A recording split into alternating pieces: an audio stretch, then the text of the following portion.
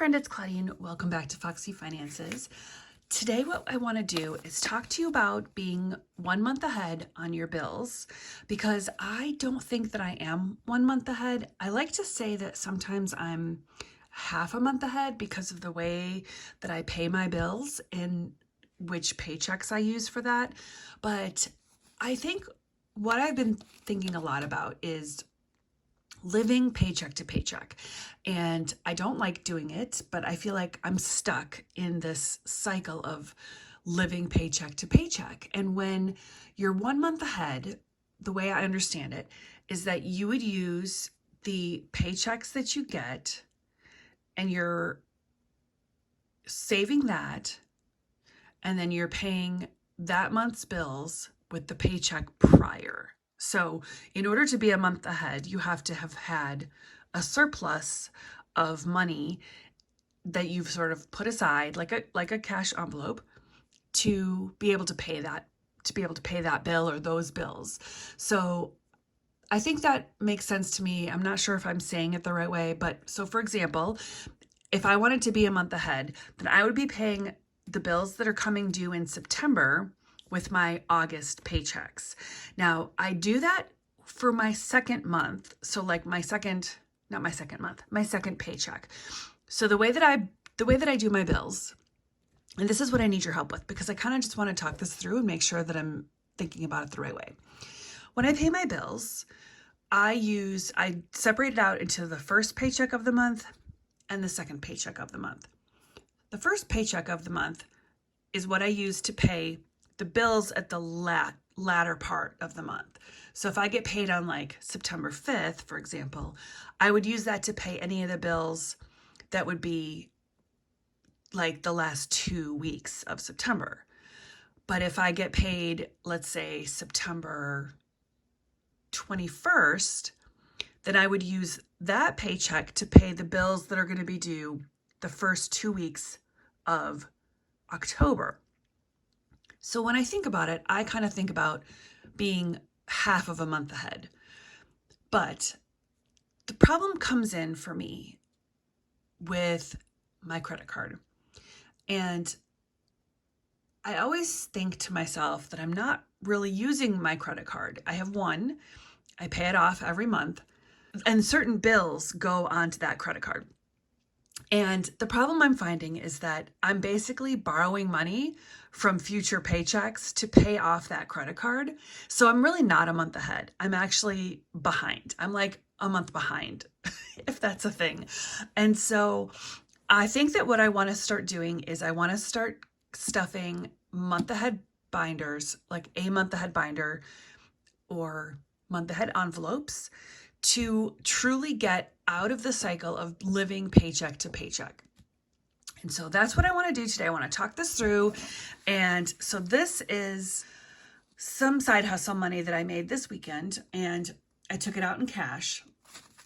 So we got 20, 40, 60, 80, 100, 120, 125, 130. And what I normally would have done with this, because I just started this, is I would have put this into my cute little pocket, and I would have put this towards a CD ladder. Now, I do still want to make a CD ladder, and I didn't open a CD as I had sort of intended August 1st, because I decided I wanted to wait until the beginning of the year so I could put more money into each CD. If you don't know what a CD ladder is, we can talk about that another time. There's another creator who is kind of like the queen of the CD ladder, but I can't remember her name. I think it's Jessie.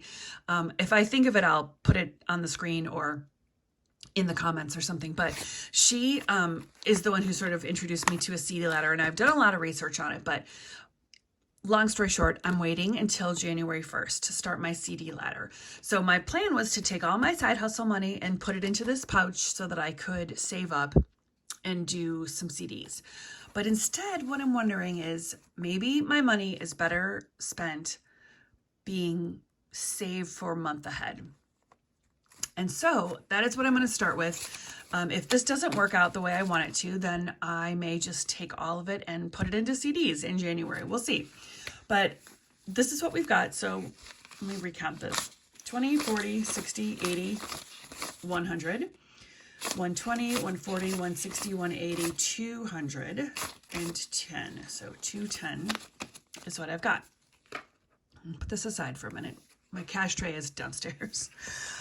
The first step, anytime you're doing any kind of budgeting stuff, you need to know what your expenses are, because that's the whole point of it, is that you're going to get 1 month ahead on your expenses or on your bills.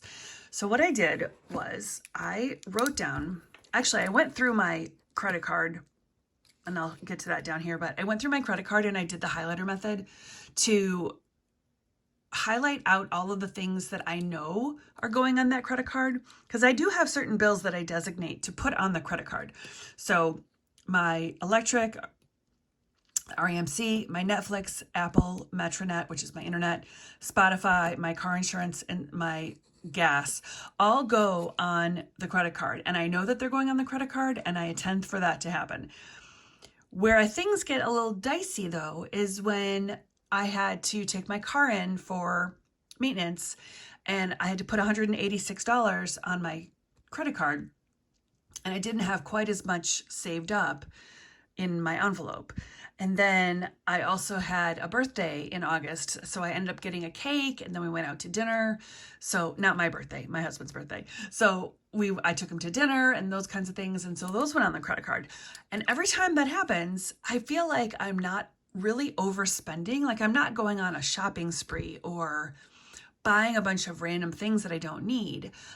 But at the same time, it's not budgeted. It's not usually part of my budget. So I need to do two things. One is try to work on this month ahead, but also tighten up that credit card, because I should only be putting the things on that card that I need and that I intend to go on that card, right? Does that make sense? What I did was I wrote out my bills based on what I paid manually. So mortgage, school loan, Centerpoint, water, and phone all get paid manually. And then this is what I take out in cash to cash stuff every month.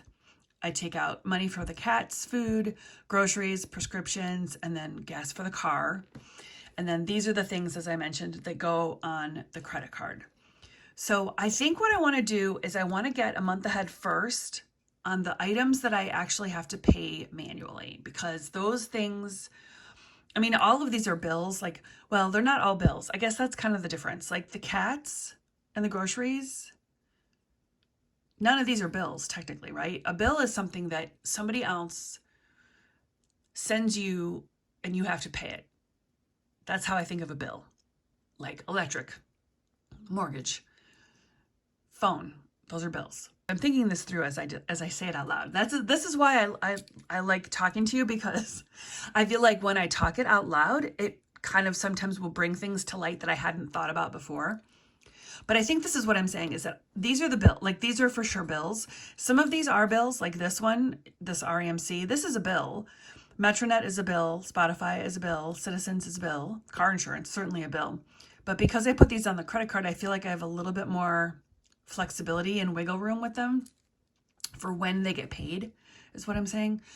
But these have a certain due date, and I have to pay them, and I have to make sure I have the cash on hand or in my bank account to pay these when they actually come due.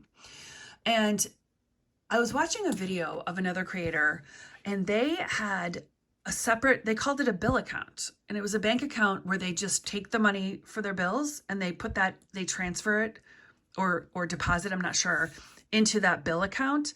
And then all the bills get auto drafted out of that account. I hate auto drafting. Why? Because I never know if I have the money in there. And that's what I don't like. This is exactly the problem. Like, I want to have a surplus of money in a certain location so that when a bill is due, it can just come out automatically and I don't have to think about it. I don't have to worry about it. And I mean, that probably sounds, as I'm saying it out loud, it actually sounds a little bit silly. Like, of course, we all want to have a big pile of money sitting around somewhere. But this is like, that's not necessarily a realistic thing, like a big pile of money. But this is realistic, because a lot of people who used to live paycheck to paycheck are a month ahead, or 2 or 3 or more months ahead on their bills, because they've been intentional to save that money and make it happen.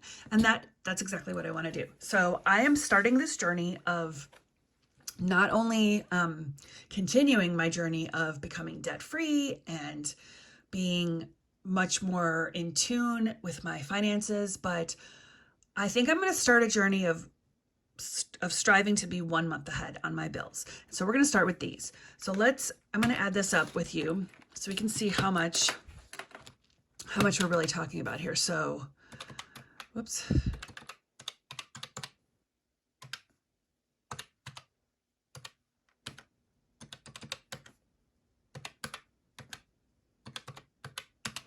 So I need about $2,500 to be 1 month ahead on the bills that I pay manually.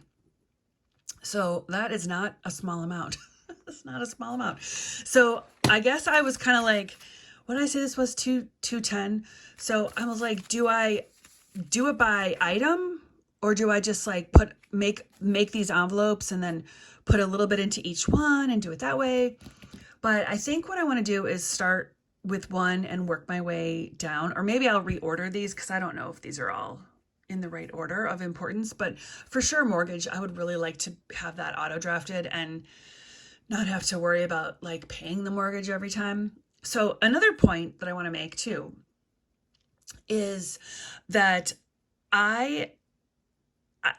actually just in one of my previous videos, I said that for me, a magic month, which is August, I said, I don't really feel a magic month. Like that's not really a thing because you still have bills to pay. But I think that's exactly the point. I think that when you are a month ahead on your bills, you really do get the advantage of having a month ahead, or I'm sorry, having a magic month, because there's that extra paycheck that really truly is extra because you've already got all your money paid for your bills. Like here, I'm going to show you. Okay, I think this is what I'm talking about. So if I'm thinking about this wrong, I need somebody to tell me in the comments, because sometimes I'm thinking about things wrong. Okay, this is my July calendar. I kind of abandoned this idea for August because my bill calendar, because I was like Franken planning this and I ran out of monthly spreads. But so we're going to look at this and just pretend that this is August, okay? Because, well, you'll see why in a minute. Okay, actually, pretend this is September too. So first of all, let's look at August. Okay, this is August. You're going to be like, why am I watching this video? Okay, this is August. My next paycheck is here, August 31st. This should be my magic month paycheck where it's like free. But now you pretend to flip the page, and now we're in, this is August. Okay, now we have flipped the page, we're in September. So my September paychecks are going to be September 13th and September 27th. Okay, so pretend these are Fridays and this is September. These are my two paychecks. I'm gonna make a note here. I'm just gonna do here and here. Okay, this is erasable pen, so I can get rid of that later. Okay, and so here's what I have to look at. The paycheck that I receive for the second paycheck is supposed to pay the bills here. And the way that it works is that my August 31st paycheck, I was considering it to be like my first September paycheck, which makes this extremely complicated. Like, believe me, I definitely get that this is so complicated. If I were a month ahead, when my mortgage comes out on the 1st, I wouldn't have to worry about when my paychecks fall at which part of the month.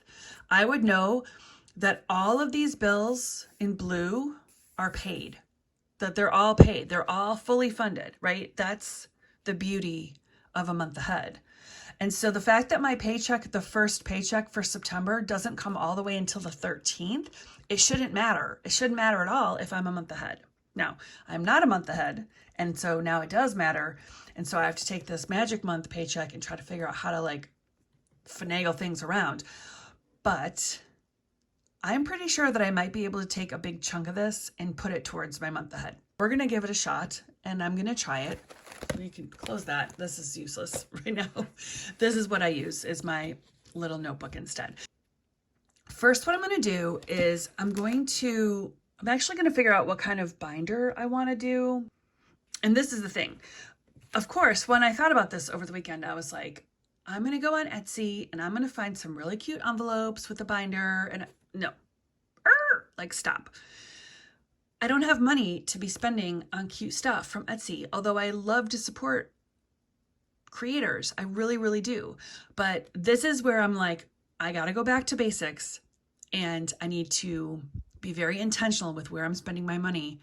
And right now, Etsy is not it. So believe me, in the future, there will be a time when I am going to be all over Etsy shops. So like, if you guys have an Etsy shop, you can drop it if you want to in my comments, because there are definitely people who are way ahead of me on this, and they would love to shop your Etsy shop. Right now, I am definitely not in a position to be spending money on extra things. So I'm either going to use this guy that I found at the Dollar Tree, and I'm gonna glue these together to make a pocket and start stuffing in here. But I think instead what I'm gonna do is I am gonna spend $1.25 to go to the Dollar Tree and get one of those photo albums that I showed you, and I actually gave one away in my Dollar Tree haul. So I think I'm going to use one of those as my month ahead sort of binder, if you will. And I'm going to make 5 different categories.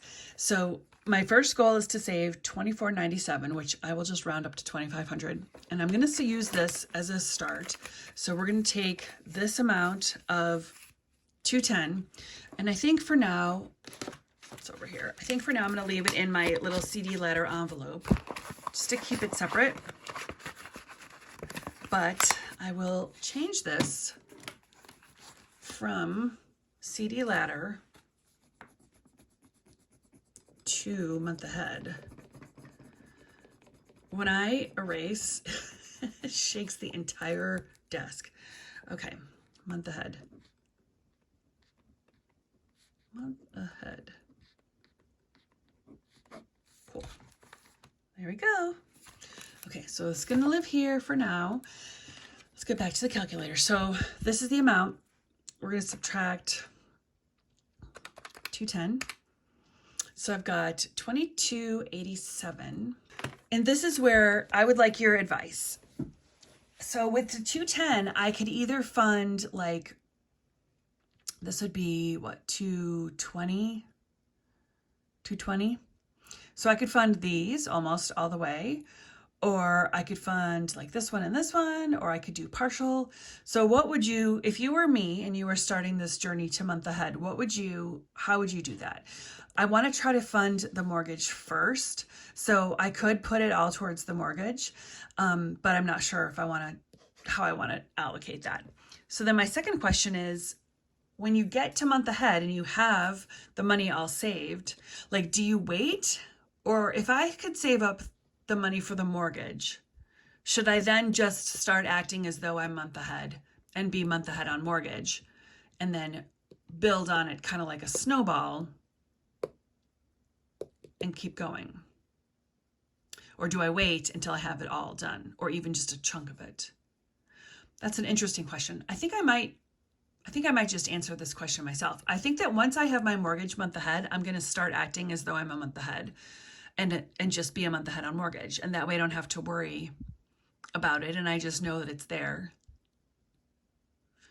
But I don't know how long it's going to take me. So that's another thing. Similar to the 100 envelope challenge, savings challenge, this is not going to be a process that I can just save like overnight or even over a month or two. I think it's going to take a little bit longer. So anyway, if you're interested in following along on this journey, I would love to have you. And I would love to hear if you are a month ahead, how you did it, how long it took you, if you're still working on it, or if you're like, I don't even care about month ahead because it's all just a bunch of nonsense anyway.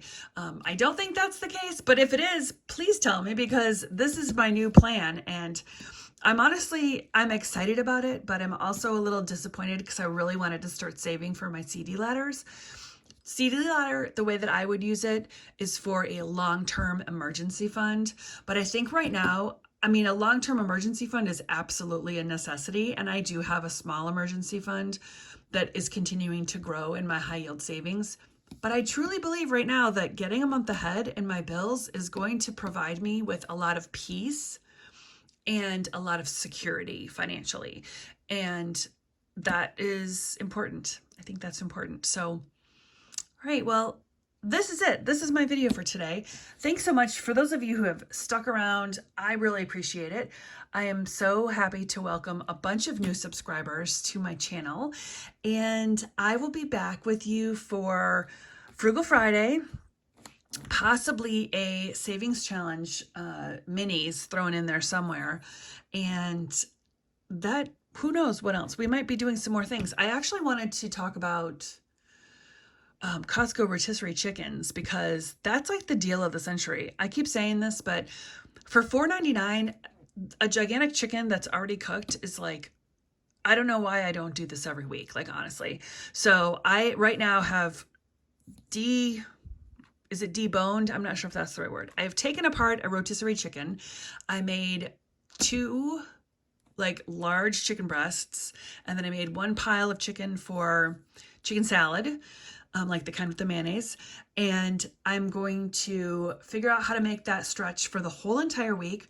I'm also making broth right now downstairs in the kitchen. I have a stock pot going with some celery, some onions, some garlic, the chicken bones, and water. And that is going to make probably about 3 quarts of chicken stock, which I'm super excited about. So yeah, so maybe we'll do a little cooking video later on today. We can talk, not later on today, later on this week, we can talk about how to stretch a Costco rotisserie chicken.